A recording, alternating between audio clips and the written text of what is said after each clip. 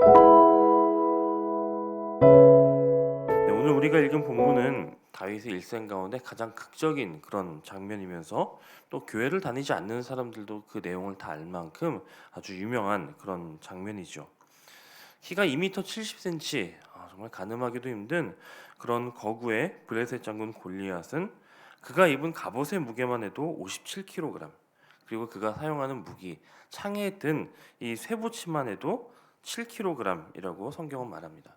한마디로 그의 외관을 보면, 그의 외모를 보면 그 누구도 대항할 수 없는 그런 큰 용사입니다. 반면 그와 싸워야 하는 다윗은 어린 소년이었고 목동이었습니다. 적이 그를 보기에 그냥 업신여길 만큼 한눈에 봐도 정말 상대도 되지 않는 그런 용모를 가지고 있었던 그런 사람입니다.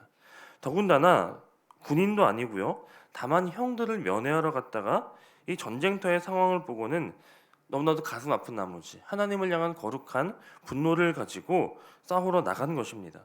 그는 칼도 없었고 군사훈련을 받은 적도 없었고 심지어 갑옷을 입어본 일도, 이 갑옷이 맞는 갑옷도 없을 정도로 아주 부족한 상황이었습니다. 다만 자기가 양을 칠 때 사용했던 지팡이와 제구, 그리고 물맷돌 5개만 그의 손에 있었을 뿐입니다. 하지만 여러분들이 아시는 대로 이 골리앗이 이기는 것이 아니라 다윗이 승리하였다라고 하는 말씀이 오늘의 본문이죠. 세상적인 기준으로 보면 열이면 열, 아니 백이면 백, 모두 골리앗이 이길 수밖에 없다라고 하는 장면입니다. 하지만 결과는 그들의 예상이나 눈으로 보는 것과 정반대였다라고 하는 것입니다. 자, 오늘날 이와 같은 일들이 일어난다면 꼭 골리앗과 다윗이 죽고 죽이는 싸움이 아니라 이처럼 아주 작은 상대와 또 아주 큰 상대가 싸웠는데 작은 상대가 이겼다라고 말하면 세상은 그 비결이 무엇인지를 궁금해하고 그 이유가 무엇이었을지를 알고자 합니다. 자, 그렇다면 오늘 우리가 다윗이 이와 같이 승리할 수 있었던 그 비결을 찾아보는 것도 참 중요한 일일 텐데요. 먼저는 45절의 말씀에 그 비결이 있음을 알게 됩니다. 지금 골리앗은 승리하기 위해서 무엇을 준비했죠? 단창과 칼을 준비해서 그것으로 싸워 이기겠노라고 나오고 있습니다. 성경이 그의 무기와 또 갑옷에 대해서 자세하게 설명하는 것은 그가 착용한 이 갑옷과 무기가 남달랐다라고 하는 것을 알려주는 그런 내용일 것입니다. 그것을 가지고 준비해서 전쟁에 임한 것이죠. 하지만 다윗이 준비한 것은 달랐습니다. 물론 그의 손에는 막대기와 물맷돌이 있었지만 다윗이 준비한 것은 만군의 여호와의 이름, 이스라엘 군대의 하나님의 이름을 준비해서 골리앗에게 나아가고 있습니다. 즉 다윗의 승리는 창이나 칼이나 막대기나 돌에 있는 것이 아니라 하나님의 능력에 있었다라고 하는 것입니다.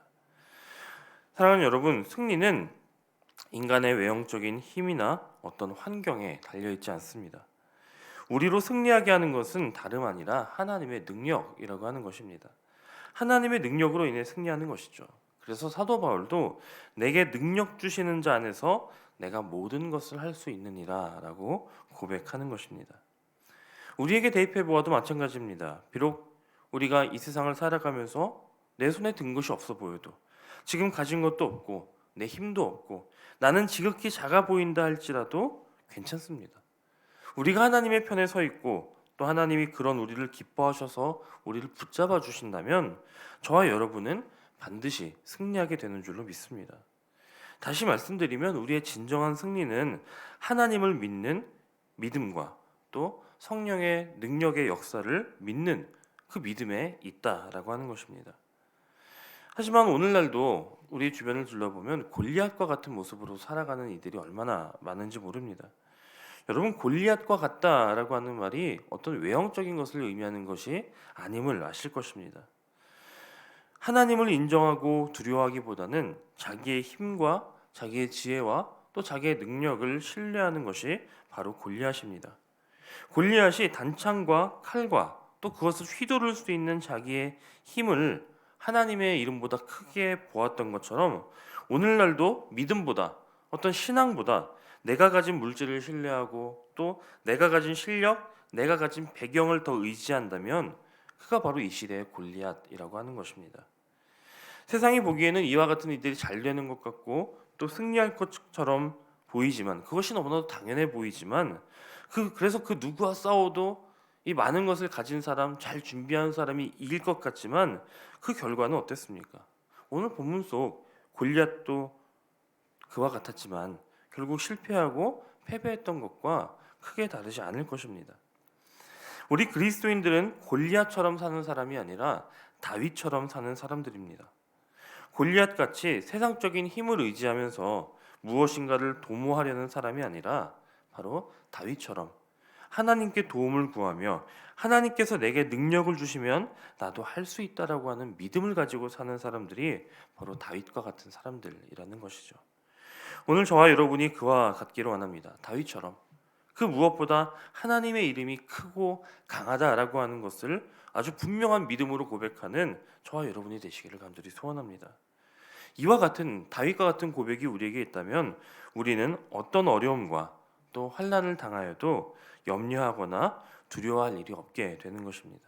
오늘 우리 앞에 있는 것이 무엇이든 하나님의 이름이 내게 있다면, 하나님의 능력이 나와 함께 하신다면 우리는 어떤 싸움에서도 승리하게 될 줄로 믿습니다. 다윗이 골리앗을 이긴 또 하나의 비결이 있습니다. 그것은 오늘 우리가 함께 읽진 않았지만 바로 앞절에 나오는 40절에 나오는 5개의 물맷돌입니다. 5개의 조약돌입니다. 저는 이 본문을 묵상할 때마다 다윗이 준비한 5개의 돌이 너무나도 가슴 뜁니다. 여러분 한번 그런 생각해 보셨습니까? 골리앗에게로 달려나가는 다윗은 왜 돌을 5개를 준비했을까요? 그에게 분명한 하나님에 대한 믿음이 분명하게 있었다면 하나만 던지면 될 일이고, 또 실제로 다윗은 하나만 던졌죠. 그런데 왜 다윗은 돌을 5개나 가지고 나갔을까?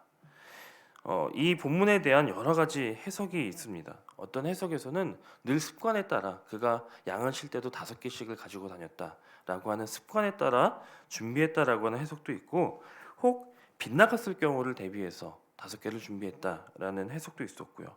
혹은 그가 기도하며 한 번에 기도할 때마다 하나씩 주워서 5번의 기도를 했다, 이런 해석도 있었고, 또 심지어는 이 5개를 한 번에 산탄총처럼 쫙 퍼지게 던져서 그 가운데 하나가 맞은 것이다, 이런 해석도 보았습니다. 하지만 저는 오늘 다른 해석을 하나 소개해드리고 싶은데요. 그것은 무엇이냐면 이 블레셋 진영에, 골리앗 진영에 있었던 거인은 골리앗 한 명이 아니라 5명이었다라고 하는 해석입니다. 이 해석을 잘 이해하기 위해서는 사무엘 하 21장 16절부터 22절까지의 말씀을 함께 보아야 되는데, 오늘 제가 그 말씀 중에 몇 구절을 읽어드리도록 하겠습니다. 사무엘 하 21장 16절입니다.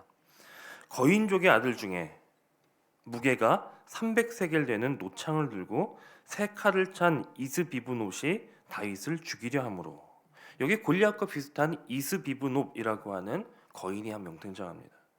18절입니다. 그 후에 다시 블레셋 사람과 곱에서 전쟁할 때에 후사 사람 십부게는 거인족의 아들 중에 삽을 쳐 죽였고, 두 번째 거인족의 아들이 등장하죠. 19절입니다. 또 다시 블레셋 사람과 곱에서 전쟁할 때에 베들레헴 사람 야레오르김의 아들 엘하나는 가드 골리앗의 아우 라흐미를 죽였는데 그 자의 창자루는 배틀채 같았더라. 세 번째 거인적으로 아예 골리앗의 아우가 등장합니다.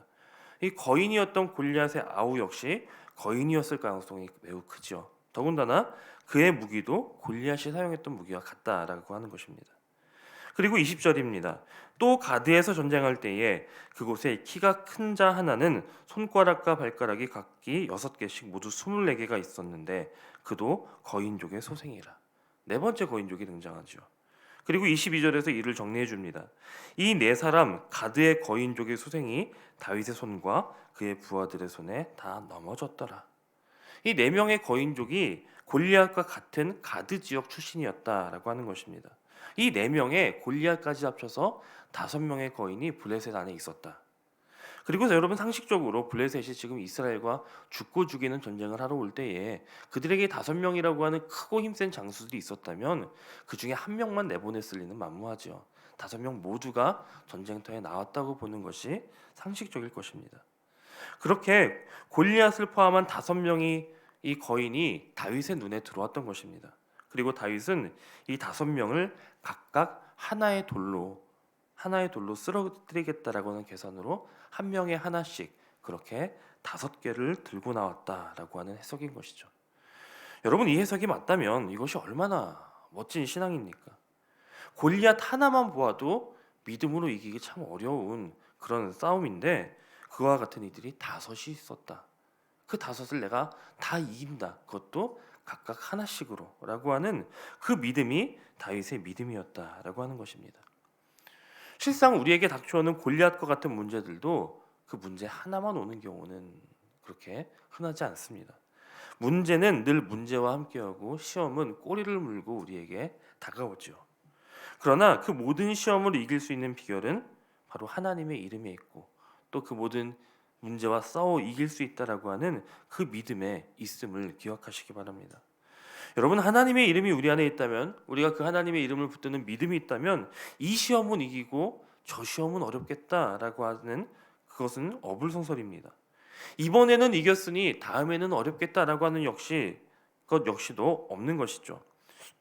우리에게 분명한 하나님의 이름이 있고 하나님의 능력으로 말미암은 그 승리에 대한 믿음이 있다면 우리는 우리를 대적하는 그 골리앗이 하나든 둘이든 5이든 언제든 담대하게 싸울 수 있고 승리할 수 있다라는 사실을 꼭 믿으시기를 바랍니다. 오늘 이와 같은 믿음으로 세상 가운데 승리하며 또 주님께 영광 돌리는 저와 여러분이 되시기를 주님의 이름으로 간절히 축원합니다.